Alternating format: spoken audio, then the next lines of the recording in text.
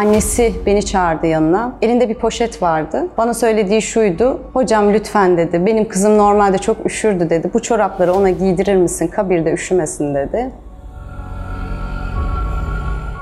Morga girdiğimizde cenaze yakınıyla birlikte örtüyü açtığımda, kıyafetlerini çıkarmaya başladığımda üst tarafı erkek vücuduydu. Ben şok oldum. Çünkü bana kadın olarak gelmişti ama cenazenin vücudu erkekti. Ceset torbasını açtığımızda cenaze yemyeşildi. Etleri dökülmeye başlamıştı. Açtığımda yüzüne bakamadım çünkü kadının yüzü yoktu. Paramparçaydı. Yani tutup kefene giydirmeye çalıştım ama etleri elimde kaldı maalesef.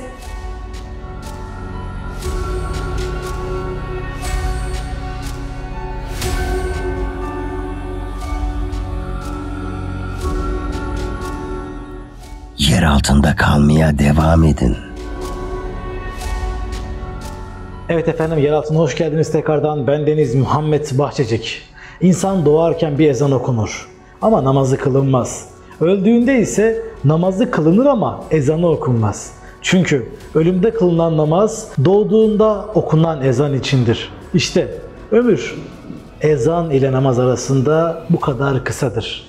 Ve yine bu hafta 12 seneden beri gasilhanede görev yapan bir gassal ablamız ile birlikteyiz. Sevgili dostlar, kısacık bölüyorum. Yeraltı Film Instagram hesabını takip etmeyi sakın unutmayın. Bizlere oradan ulaşım sağlayabilirsiniz. Başınızdan geçen olayları Yeraltı kanalında anlatmak isterseniz eğer Instagram hesabımız üzerinden bize ulaşım sağlayabilirsiniz efendim. Ayrıca YouTube üzerinde Süper Teşekkür diye yeni bir sistem başladı. Yeraltı Film olarak çok farklı projelere imzalar atacağız. Sizler de kanalımıza destek olmak isterseniz Süper Teşekkür'ü kullanabilirsiniz. Videonun yorum kısmında Süper Teşekkür diye bir kısım var. Oraya bastığınız zaman belli bir miktarda kanalımıza destek olabilirsiniz. İsmim Fatma Ökmen. Aslen Eskişehirliyim. 12 yıldır bu görevi yapıyorum. İşimi çok seviyorum. Mesleğe ilk nasıl başladın? İlk başlayışım normalde ben Kur'an kursu öğreticiliği yapıyordum fahri olarak. Tabii Kur'an-ı Kerim öğrettiğim için, sohbet yaptığım için bulunduğum ilde çoğu kişi beni tanıyordu. O zaman belediye başkanı, eşi, kendisi de beni tanıyordu. Onlardan teklif geldi. Mezarlıklar Müdürlüğü kuruluyordu yeni. Beni layık görmüşler bu mesleğe. Öyle başladım. Mesleğe ilk başladığın günü hatırlıyor musun? Evet, hatırlıyorum. Çok heyecanlıydım. Çünkü hayatımda hiç cenaze yıkamamıştım. Eğitimini aldım ama deneyimim olmamıştı. Ama Rabbim yani bu mesleği bana icra ettirecek ki ilk cenazem çok güzeldi. Öncesinde biz araçta yıkıyorduk cenazeleri. Yine araçta yıkamaya başladık. Çok güzel kokulu bir teyzeydi. 70-75 yaşlarında. Yüzü çok nurlu bir teyzeydi. Yani ona o an böyle sarılıp öpesim gelmişti. Ondan sonra Rabbim ısındırdı. Öyle devam etti. Tabii sonrasında çok zor şeyler yaşadım. Gassallık hayatını nasıl etkiliyor? Mesela çevrendeki insanlar, arkadaşların, hatta ailen bu işle alakalı sana ne söylüyorlar? Tabii ilk duyduklarında arkadaş çevrem hiç beklemiyorlardı benden böyle bir iş. Ama ben niyeyse hayatımda hep zor şeyleri sevdiğim için çok cazip geldi bana bu ve çok etkilendim. Çünkü maneviyata çok düşkün birisiyim. Ailem özellikle beni yetiştiren hocam, dedemdir. O hiç istemedi çünkü kendisi de aynı görevi icra ettiği için manevi anlamda yıpranabileceğimi söyledi. Ama ben dinlemedim, çok istiyordum çünkü. Sonra herkes alışmaya başladı tabii. Yolda durduranlar oluyordu, çok beni tanıyanlar. Onlar da aynı soruları soruyorlardı. İlk duyduklarında ürküp kaçıyorlardı. Atıyorum işte yanık cenazede, kokulu cenazeler oluyor. Üstümüze sindiği için eve gittiğimizde üstümüze siniyordu bu koku. Ailem biraz tepki gösteriyordu ama zamanla alıştılar. Peki ablacığım, bu süreçler boyunca gassallık yaparken hiç uhrevi bir mesele yaşadığın oldu mu? Evet, tabii ki çok defa oldu. En unutamadığım yıllar önce bir teyze yıkadım. 80-85 yaşlarındaydı. Morga geldiğinde birkaç bayan yakını vardı. Bir kişiyi yanıma aldım. Sonra tam ben kefenini hazırlarken teneşire yatırdım teyzeyi. Arkamı dönüp kefen kesmeye başladığımda geri döndüm. Teyze elini üzerine kapatmıştı. Kıyafetlerini daha çıkarmamıştım teyzenin. Sonra ben yanımda da kimse yoktu. Sonra döndüm baktım, şaşırdım tabii, biraz da ürktüm. Sonra elini aldım, yanına tekrar koydum. Arkamı döndüm, yine kefen kesmeye devam ettim. Döndüm, yine aynı şekilde üzerine kapatmıştı. Bu olay 3 defa gerçekleşti. Sonra anladım ben. Teyzenin kulağına eğilip dedim ki teyzeciğim merak etme, ben senin hiçbir yerine bakmayacağım. Mahremiyete çok dikkat ediyorum. İçin rahat olsun dedim. Sonra tekrar düzelttim ve yıkama işlemine başladım ve bir daha da elini teyze koymadı. yaptı. Benim çok dikkatimi çekmişti bu olay. Çıkınca cenaze yakınını çağırdım. Merak ettim. Acaba nasıl bir hayat sürdü ki böyle bir şey yaptı? Bana söylediği şuydu. Kızım o hiç evlenmedi. Kız daha dedi. Ve kimsenin yanında daha bir saçının telini göstermemişti dedi. Ben bundan çok etkilendim. Şu hadisi şerif geldi aklıma. Nasıl yaşarsak öyle ölürüz. Nasıl ölürsek öyle diriliriz. Şu vakte kadar hiç aile yakınlarından birisini yıkadığın oldu mu? Evet oldu. Anneannem ve dedemin cenazesine girdim. Anneannemde çok etkilenmiştim. Çünkü yaşarken bana hep vasiyet ediyordu. Kızım beni sen yıka diye. İlk girdiğimde normalde tabii ki insanın kendi canı yanmayınca normal bir iş gözüyle bakıyorsun ama kendi canın olunca daha çok etkileniyorsun. Dedemde özellikle etkilendim çünkü beni yetiştiren hocamdır kendisi. Tabii her bölümünde bulunamam. Erkekti sonuçta. Kefenini ben kestim. Sonra işte su döktüm, öptüm, sevdim, kokladım. Sonrasında amcam da imam olduğu için devamını o yaptı. Ablacığım, bebekleri yıkamak nasıl bir duygu?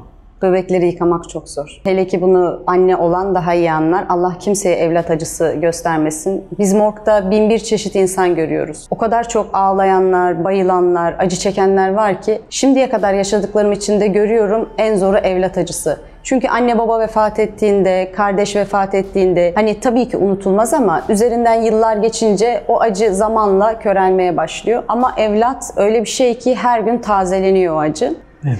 Bir genç kız yıkadım. Onu hiç unutmuyorum. O anneyi hele asla unutmuyorum. Ve bu kız, genç kız doğum gününde ölmüştü. Akşam beraber yemek yiyorlar mutlu mutlu. Doğum gününü kutluyorlar. Ondan sonra odasına geçiyor kız. Sonra sabah bulduklarında vefat ediyor. O morg var ya böyle yıkılıyordu yani. Anneyi zapt etmek çok zordu. Ben de hatta çok ağladım o cenazeyi yıkarken. Sonrasında yıkama işlemi bitti. Annesi beni çağırdı yanına. Elinde bir poşet vardı. Bana söylediği şuydu. Hocam lütfen dedi. Benim kızım normalde çok üşürdü dedi. Bu çorapları ona giydirir misin? Kabirde üşümesin dedi.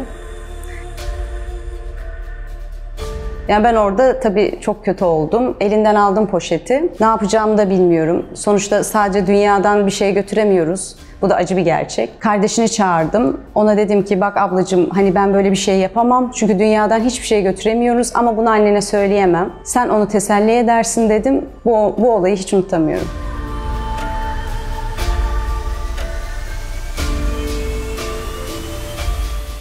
Unutamadığım bir hikayem daha var bebeklerle ilgili. Çok bebek yıkadım tabii ki ama bir keresinde ikiz yıkamıştım. Bunu hiç unutamıyorum. Yeni doğum yapmış anne. 2 tanesi birden vefat etmiş. Babası getirmişti morga. Ben tabii ki kimseyi almadım içeri. Yine yalnız yıkadım. Sonra çıktığımda baba dedi ki hocam sizden bir ricam var dedi. Benim evlatlarım vefat etti ve ben dedi onların isimleri olsun istiyorum dedi. Hani arkalarından isimleriyle yad etmek, anmak istiyorum dedi. Sizden rica etsem dedi. İsim koyar mısınız dedi. Babası çok ağlamıştı.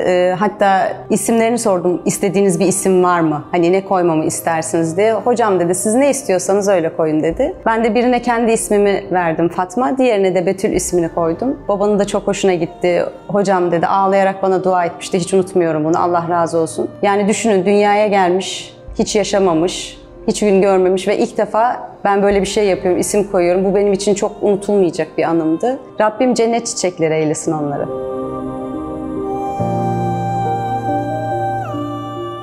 Bu zamana kadar yıkadığın en garip cenaze hangisiydi? Yıllar önceydi bu yıkadığım cenaze. Morga girdiğimizde cenaze yakınıyla birlikte örtüyü açtığımda, kıyafetlerini çıkarmaya başladığımda üst tarafı erkek vücuduydu. Ben şok oldum bu cenazeyi görünce. Ne yapacağımı şaşırdım. Çünkü bana bayan, kadın olarak gelmişti ama cenazenin vücudu erkekti. Tabii mahrem yerini açmıyoruz, üstüne örtü seriyoruz ama hani anlaşılıyor yine de. Ben hocamı aradım içeride dışarı çıkmadan. Kimseye söylemek istemedim. Hocamın söylediği şuydu bana, toplumda nasıl tanınıyor? Ayşe teyzemi, Ahmet amcamı nasıl, ne şekilde tanınıyorsa o kişi yıkar cenazeyi dedi. Cenaze yakınına sorduğumda da Ayşe teyze, Fatma teyze diğeri tanınıyormuş. O yüzden bu cenazeyi ben yıkadım. Sonrasında cenaze yakınına sorduğumda hani neden böyle bir şey oldu ya da tedavisi yok muydu dediğimde tabii teyze 85 yaşındaydı. Bundan yıllar önce ameliyat olabileceği söylenmiş. Tabii o da utancından eskiden biliyorsunuz böyle bir şey gelişmemişti. Bu şekilde kendi duygularını bastırmış, bu şekilde yaşamış ve vefat etmişti. Şu vakte kadar hiç ağlayarak cenaze yıkadığın oldu mu? Evet maalesef Özellikle çocuklarda oldu, küçük bebeklerde oldu. Çocuk cenazesine dayanamıyoruz tabii ki. Bir anım var ama çok da detayına inmek istemiyorum bunu. Çünkü bana hatırladıkça acı veriyor bu olay. 4 yaşında bir kız çocuğuydu. Yakınları tarafından maalesef kötü bir muameleye maruz kalmıştı bu çocuk. Ben bunda çok ağladım. Hatta haftalarca, günlerce ağladım. Bu yüzden anne babalara söyleyeceğim tek şey, evlatlarına dikkat etsinler. Yani incelesinler, herkese emanet etmesinler, gözü üzerlerinde olsun. Çünkü gerçekten evlat acısı, hele ki bu şekilde bir acı, hiçbir şeye benzemiyor. Aşırı derecede kurtlanmış bir cenazeye yıkadın mı abla? Şöyle diyeyim, kurtlanmış değil de bir hafta evinde kalmıştı bu cenaze. Polise şikayet etmişler tabii, kokudan komşular rahatsız oldukları için. Sonra polisler getirdiler, işte morga koyduğumuzda bir ceset torbasını açtığımızda cenaze yemyeşildi. Etleri dökülmeye başlamıştı. Yani kokuyu tabii ki size anlatmam çok zor. Çevirirken falan cenazeye etleri döküldü, ellerimizde kaldı. Onları toplayıp kefenin içine koymuştum.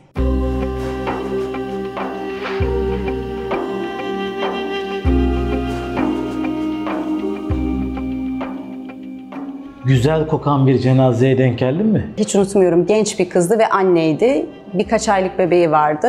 Eşiyle trafik kazası geçirmişler. Tırın altına girmişlerdi. Bize geldiğinde kızın kafası açıktı, beyni gözüküyordu. Kan hiç durmuyordu tabii. Sonra cenaze yakınıyla birlikte yıkamaya girdiğimizde, biliyorsunuz morg çok hoş kokan bir yer değildir. Pis kokan bir yerdir. Kapıyı kapattığımda İçeride öyle bir gül kokusu yayıldı ki hiç unutmuyorum o kokuyu. Derin derin nefes alıyorum, mis gibi gül kokuyor. Hatta karşımdaki bayana dedim, sen de duyuyor musun dedim. Evet hocam duyuyorum dedi. Sonra yıkamaya başladım. Abdestini verirken baktım göğüslerinden süt geliyordu. Çünkü bir anneydi o. Yüzü çok güzeldi. Sonra yıkadık, kefenledik. Dışarı çıktım, yakınları zaten zor durumdaydı. Sadece sordum trafik kazası nasıl oldu diye. Meğer tırın altına girerken kız Kur'an-ı Kerim okuyormuştu, Cevşen okuyormuştu. Bu olaydan çok etkilenmiştim.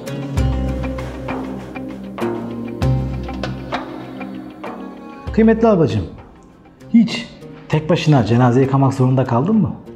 Evet, kaldım.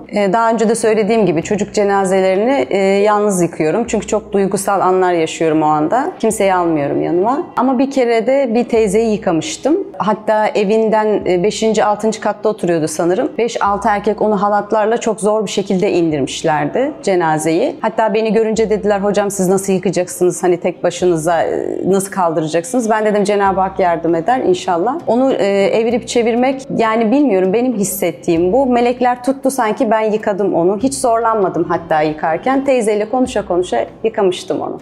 Bu vakte kadar hiç gülen, tebessüm eden bir cenazeye denk geldin mi? Bir teyze vardı, ondan çok etkilenmiştim. Evlatları da çok düşkündü annesine. Geldiğinde cenazeyi açtık. Normalde tabii ki biliyorsunuz resim çekmek ya da başka bir şey yapmak yasak. Ama böyle kendimi tutamadım. İnanın ben kendim resmini çekip herkese göstermek istedim. Tabii ki öyle bir şey yapmadım ama. Çünkü görsünler istedim. Ölümün ne kadar güzel, gittiği yerin ne kadar güzel olduğunu, mutlu olduğunu görsünler istedim. Gülüşünden dişlerini görüyordum. Böyle yanaklarını sevdim onun. O cenazeyi hiç unutamıyorum.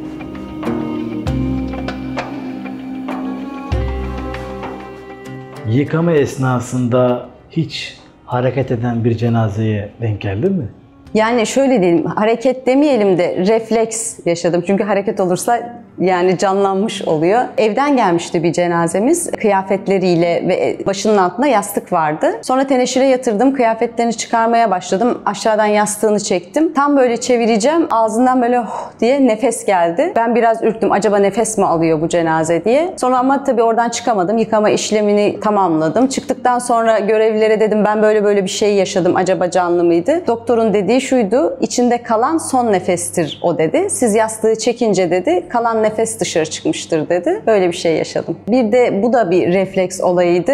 Bir cenazeyi tabii sırtını falan yıkıyoruz ya, tutup çeviriyoruz. Tuttuğumda cenazeyi çevirmeye çalıştığımda eli tutup böyle yakamı tutmuştu. O an bir ürktüm, korktum. Dedim teyze hayırdır? Bir canlandı mı diye korktum ama o da tabii refleksi. Yakamı sıkı sıkı tuttu. Ben tutup zor çekmiştim elini. Bir de böyle bir olay yaşadım. Başta size aslında biraz bahsetmiştim ama bir teyze daha vardı. Tabii bu refleks değildi. Bence bu tamamen uhrevi bir olaydı. Üzerini kapatan teyze mahrem yerini örtmüştü. 3 defa ben alıp elini yanına koydum ve yine yaptı. Ben onunla konuşunca kulağına eğilip ben sana bir yerine bakmayacağım, mahrem yerine dikkat edeceğim dedikten sonra bir daha kapatmadı. Benim içlerinde en etkilendiğim buydu. Kimsesiz bir cenaze yıkamak zorunda kaldın mı? Evet, kaldım. Huzurevinden bize birçok cenaze geliyor. Tabii hayırlı evlat versin Rabbim öncelikle herkese. Onların durumu daha zor oluyor. Arayanları yok. Hatta şöyle bir olay yaşadım, unutmuyorum. Cenaze morgtaydı. Ben başka bir cenaze için gitmiştim yıkamak için. Yıkadım. Sonra bir baktım bir teyze daha yatıyor orada. Dedim hemen alıp yıkayalım. Sonra oradaki görevli dedi yok dedi bunu yıkayamazsınız şimdilik. Neden dedim? Çünkü yakını yok dedi. Sonra biz araştırdık ve 3-4 gün o morgta kaldı o cenaze. Sonra biz evladını aradık o cenazenin. Başka bir ildeydi. Bize söylediği şuydu. Ben gelemem. Siz nasıl yapıyorsanız, defnediyorsanız defnedin. Bu çok acı bir şey gerçekten. Sonra biz yakın bir ilden amcasının kızıymış. Onu bulduk. Onun imzası gerekiyor. Çünkü biliyorsunuz yakının imzası olmadan cenazeyi alıp yıkamak, defnetmek yasaktır. Ona rica ettik. O geldi. İmza attı. Ondan sonra ben bir hafta sonra o cenazeyi yıkadım ve defnettik. Peki abla bir hafta beklemiş bir cenazede değişiklik oluyor mu? Tabii ki oluyor. Şimdi şöyle, evde kalırsa daha zor, daha sıkıntılı bir durum oluyor. Morarıyor, yeşilleniyor, karnı patlayan bile oluyor. Ama morgda kaldığı zaman çok büyük sorun yaşamıyor. Sadece morarma oluyor. Cinayete kurban gitmiş bir kişiyi yıkadığın oldu mu abla? Evet, cinayet yıkadım maalesef bir sürü kez ama birkaç tanesini hiç unutamıyorum. Erkek eşini tüfekle vurmuştu ensesinden kadın kaçmaya çalışırken. Sonrasında artık pişmanlık mıdır ya da aklını mı kaybetti o kadarını bilmiyorum ama kendi boğazına dayarak kendi de intihar ediyor. Bize geldiğinde erkek hoca eşini yan tarafta, ben de eşini yıkamıştım. Hatta bize geldiğinde biliyorsunuz kurşun girdiği yeri değil çıktığı yeri parçalar. Açtığımda yüzüne bakamadım çünkü kadının yüzü yoktu. Paramparçaydı. Normalde hani çok ürkmem, korkmam ama bu dayanılacak gibi değildi. Yüzünü kapatıp öyle yıkadım cenazeyi. Kıymetli ablacığım, yanmış ya da doğal afette vefat etmiş birisinin cenazesini yıkadığın oldu mu? Evet, oldu. Bir yaşlı teyzeyle amca köyde yaşıyormuştu. Bir gün önce haberlerini okumuştum hatta. Hiç unutmuyorum. Evinde yangın çıkıyor. Hatta evlatları aşağıdan bağırıyorlar ama içeriden çığlık sesleri geliyor ve söndüremiyorlar. İkisi de yanarak can veriyor. Morga getirdiler. Morga kokudan tahmininiz üzere girilmiyordu. Çok zorlandım o cenazede. Çünkü %90 yanmıştı. Hani yıkamak demeyelim bile buna. Sadece gözlerini sıkmış bir haldeydi. Her yeri simsiyahtı. Üzerine sadece abdestini verdim. Su döktüm. Yani tutup kefene giydirmeye çalıştım ama etleri elimde kaldı maalesef. Hatta bunun üzerine yani yaklaşık 1 sene falan ne et yiyebildim ne işte mangal falan yiyebildim. İçime sinmişti kokusu. Onu hiç unutamıyorum. İntihar eden bir cenazeye denk geldin mi? Evet, birçok kere ama benim etkilendiğim şuydu. 70 yaşında bir teyze kendini iple asmıştı. Ondan çok etkilenmiştim. Bahçede ölü bulunmuş. Bana geldiğinde yani vücuduna baktım. Acaba dedim başka bir şey mi var diye ama hiçbir iz yoktu. Sadece boynunda incecik bir ip izi vardı. Dişlerini, gözlerini sımsıkı yummuştu. O teyzeyi de hiç unutamıyorum. Hamile birisini yıkadığın oldu mu? Bir cinayet olayı geldi bize. 8 aylık hamile bir kadını kocası 38 yerinden bıçaklamış maalesef. Ölmek üzereyken karnından bebeği alıyorlar 8 aylıkken. Çok acı bir haldeydi. Görüntüsü çok kötüydü. Çok üzülmüştüm. Hatta bu olayı yaşadıktan sonra bir ay sonra televizyonda kadının resmini gördüm. Dedim ki ben bu kadını tanıyorum. Hiç yabancı değil. Sonra hatırladım benim yıkadığım kadınmış. Meğer bir ay çocuğu yaşamış. Bir ay sonra çocuğunu da annenin üzerine defnetmişlerdi. Gerçekten karnında, vücudunda 38 tane bıçak izi var mı diye saymıştım. Hiç unutmuyorum. 38 tane iz vardı ve benim dikkatimi çeken bir şey vardı. Bıçak darbeleri karın bölgesine gelmemiş. Yani çocuğu korumak maksadıyla diğer bölgelerdeydi. Karnına hiç bıçak darbesi yoktu. Bundan çok etkilenmiştim. Pandemi dönemi nasıl geçti? Pandemi dönemi çok zordu gerçekten. Sadece pandemi döneminde 2000'e yakın cenaze yıkadım. Morgdan hiç çıkmıyorduk diyebilirim. Çok acı bir olaydı. Gençlerden çoktu. Yaşlılar zaten devamlı vefat ediyordu. Bizim için çok zor bir dönemdi gerçekten. Hatta şöyle bir şey söylemek istiyorum müsaadenizle. Cenaze yakınları bize geldiğinde dedikleri şuydu. Hocam yıkayacaksınız değil mi? Abdestini aldıracaksınız değil mi? Ben de tabii ki neden böyle bir şey sordunuz diyordum. Hocam işte biz duyduk yıkanmıyormuş. Direkt teyemmüm yapılıyormuş ya da yıkanmadan defnediliyormuş. Böyle bir şey duyduk. Yani bunu dedim Diyanet'ten açıklama geldi. Böyle bir şey söz konusu değil. Biz gerekli tedbirlerimizi alıyoruz dedim. Yıkamasında bir sakınca yoktur. Ben çok şükür elhamdülillah hiç yıkamadığım, geri çevirdiğim bir cenaze olmadı. Hepsini yıkadım. Hiç cenaze yakınlarıyla anlaşamadığın bir durum oldu mu? Maalesef oluyor. Dediğim gibi daha öncesinde bin bir çeşit insan görüyorsunuz. Hayırlı evlat görüyorsunuz, hayırsız evlat, ağlayanlar, bağıranlar, feryat edenler. Ama teslimiyet içinde olanlar da var. Bu çok zor bir olay gerçekten. Bir cenaze yıkıyordum, onu da hiç unutmuyorum. Yıkadım. Ben yakınlarını su dökmek için dışarıdan çağırıyorum. Buyurun siz de dökün diye. Dışarıda bekleyen kızıydı hatta. Sonra ben dedim ki ablacığım gel sen de annecine bir su dök. Hayır dedi bana. Neden dedim. Helalleşmek istemez misin dedim. O da dedi annemde bulaşıcı hastalık var, sarılık dedi. Ben girmeyeceğim dedi. Peki dedim, hatta şaşırdım, bunu bana niye söylemedin, uyarmadın dedim. Aklıma gelmedi dedi. Yani ama ayağına kapılıp sarılıp ağlayanlar da var annesinin. Bir cenazem daha vardı. Burada da biraz tartışma demeyeyim de küçük bir münakaşa olmuştu. Çok tatlı bir teyzeydi bu. Çok bakımlı, hoş bir kadındı. Hatta cenaze esnasında makyajını temizledim, ojelerini çıkardım. Yanında kızları vardı. Onlar da çok hoş insanlardı. Fakat tabii bazı durumlarda çatışabiliyoruz maalesef. Kefenini giydirirken hazırladım. Onlar da beni dikkatli bir şekilde inceliyorlardı. Sonra başörtüsüne bağlayacaktım tam. Bana dediler ki başörtüsü neden takıyorsun? Yani normalde biz dedi hani takmıyoruz, gerek yok dediler. Ben de şöyle dönüp baktım, yani biraz şaşırdım tabii. Dedim Cenab-ı Hakk'ın huzuruna böyle gitmemiz gerekiyor dedim. Onların da anlayışla karşıladığına inanıyorum. Kıymetli ablacığım, peki bir Müslüman olarak farklı bir dine mensup cenaze yıkadığın oldu mu? Evet oldu. Hristiyan bir cenaze yıkamıştım. Tabii ki buna mecbur değiliz ama rica ettiler benden. Ben de kıramadım. Sonuçta onlar da bir insan. Dinimiz ayrı olsa da. Tabii usullerini bilmediğim için sordum. Genelde aynı oluyor. Sadece abdest aldırmıyoruz. Bir de şöyle bir şey yaşadım. Biz tabii abdestini aldırıp kefenliyoruz onları, kendi cenazelerimizi. Onlar bana bir poşet getirdi. Poşetin içinde etiketiyle birlikte yeni kıyafetleri vardı. O çok tuhaf gelmişti bana. Çorabına kadar, iç çamaşırına kadar, üzerinde güzel bir takım elbiseye kadar giydirdim. Hatta sonunda parfüm de verdiler. Parfüm sıktım. Tarak verdiler. Saçlarını tarar mısın dediler. Saçlarını taradım. Hatta en sonunda şöyle bir şey oldu. Bunu yapamam, bunu siz yapın dedim. Poşetten bana bir kutu verdi. Hocam bunu takar mısınız dedi. Baktım haçtı kolye olarak. Dedim bunu ben yapamam. Bunu siz takın isterseniz dedim. Tamam dediler. Onu da onlar takmışlardı. Onu hiç unutamıyorum mesela. Abla, sence ölüm nedir? Ölüm bence bir yok oluş değil, varoluştur. Bence tekrar diriliştir. Hep şu aklıma gelir cenaze yıkarken de. Hani nasıl anne karnında dünyaya çıkarken, o anne rahminden çıkarken bir sıkıntı yaşıyoruz ya. Bu ölüm anı da bence öyle. Dünyadan anne karnındaymış gibi ahirete göçerken ölüm anında bir sıkıntı yaşıyoruz. Ama ahirete geçtiğimizde asıl ve gerçek vatanımıza kavuşuyoruz. Sadece yani ölümden korkmayın derim. Neden? Çünkü maneviyatımız güzel olursa, Allah'a yakınlığımız varsa ölüm korkulacak bir şey değildir. Yoksa güzel peygamberimiz gider miydi hiç? Cenaze yakınlarına ne söylemek istersin? Bir tavsiyen var mı?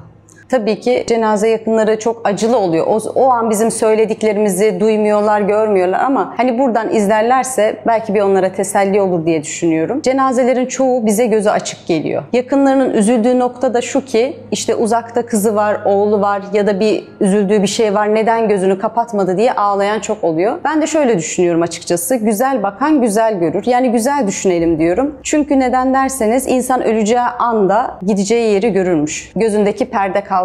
Ben de diyorum ki belki mevta gideceği yeri cenneti gördü. O kadar hoşuna gitti ki gözlerini kapatmak bile istemedi. Böylece cenaze yakınları çok etkileniyorlar. Bana ağlayıp sarılanlar oluyor. Hocam çok güzel teselli verdiniz. Bakış açımızı değiştirdiniz diyor. Bu bir tavsiye olabilir. Son olarak ümmeti Muhammed'e, gençlerimize, bizleri şu anda izlemekte olan milyonlarca insana ne söylemek istersin?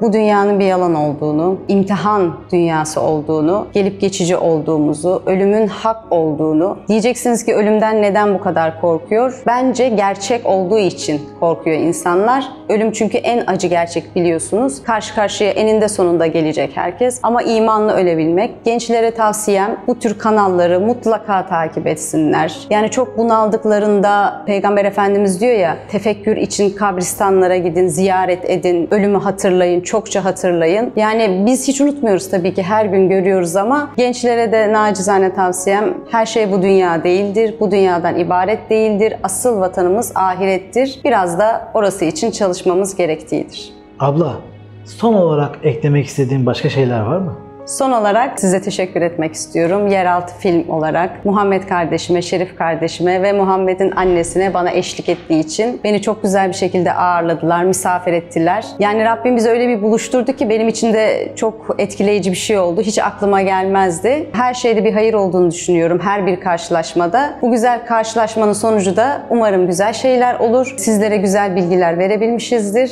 Rabbim sizlere de sağlık, sıhhat, güzel bir ömür, güzel bir son nasip etsin. Allah'a emanet olun.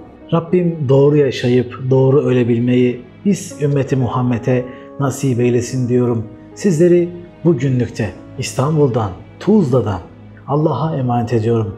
Bir sonraki programda, bir sonraki bölümde tekrardan buluşmak ve görüşmek ümidiyle efendim. Alemlerin Rabbine emanetsiniz. Hoşça kalın.